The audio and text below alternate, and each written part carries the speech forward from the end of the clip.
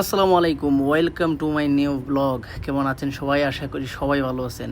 Guys, আজকে ব্লগটি হচ্ছে আমি ওই দিন আপনাদেরকে দেখাইছিলাম যে কিভাবে দুবাই ড্রাইভিং স্কুলে ভর্তি হতে হয় এবং কত টাকা খরচ হয়।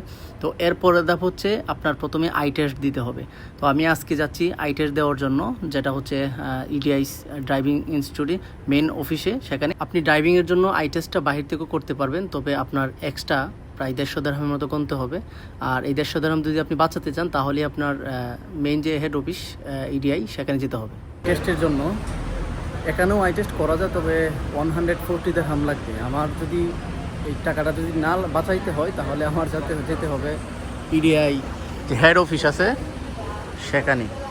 তো সেখানে আমি এখন যাব। আমার এখান থেকে অনলাইনে দেখাইতেছে 10 মিনিট 15 মিনিটের মতো লাগবে। মেট্রো দিয়ে যেতে পারবো, মেট্রো দিয়ে খুব কাছে। তো আমি এখন মেট্রো স্টেশনের ভিতরে আছি। এই যে এটা হচ্ছে এক লাইন ইত্তিসালাত, এটা হচ্ছে দুবাই এক্সপো। মেট্রোর জন্য অপেক্ষা করতেছি।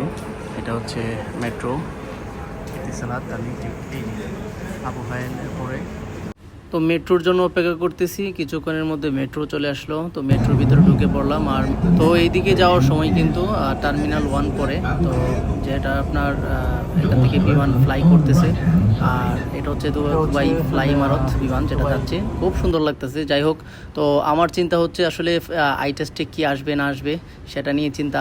তো ওইভাবে কখনো আসলে চোখের পরীক্ষা বা চোখের জন্য আসলে কখনো ডাক্তারের কাছে যাওয়া হয় নাই। তো যতটুকু এটা স্বাভাবিক তেমন কিছু না। এখানে আলনাদা মেট্রো স্টেশনে নেমে এখন হেঁটে যাচ্ছি। এখান থেকে তো 8-10 মিনিট লাগবে।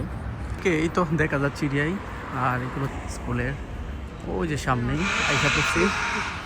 আর আমার সাথে যে পিছনে বাঙালি ভাই, সে আমাকে হেল্প করতেছে লোকেশান দেখানো। আসলে লোকেশান জানতাম, তারপর ওনার সাথে আসছি। উনি এইদিকে নাকি তাকে, যাই হোক ভালোই হলো তাকে পেয়ে। এই তো এই যে এটা হচ্ছে দুবাই। এই যে একটা গাড়ি দেখা যায় উপরে, হ্যাঁ দেখেন। আর এদিকে এই যে ট্রাক ড্রাইভার যারা ট্রাক শিখতেছে এবং যারা কার শিখতেছে। দেখি ভিতরে যাই দেখি। মেইন গেট হয়তো বা এটা হতে পারে। তো এইমাত্র আই টেস্ট দিয়ে বের হলাম। আসলে ভিতরে তো ভিডিও করা নিষেধ, সেজন্য আর ভিডিও করতে পারি নাই। তো আই টেস্টের মধ্যে আসলে তেমন কিছু আসে নাই। কিছু আপনার নকশার মধ্যে কিছু নাম্বার আসছিল, তারপরে ছোটো ছোটো করে কিছু লেটার আসছিল, যেগুলো দূর থেকে মোটামুটি আপনার 2 মিটার 3 মিটার দূর থেকে 3 মিটার হবে দূর থেকে আপনার বলতে হবে।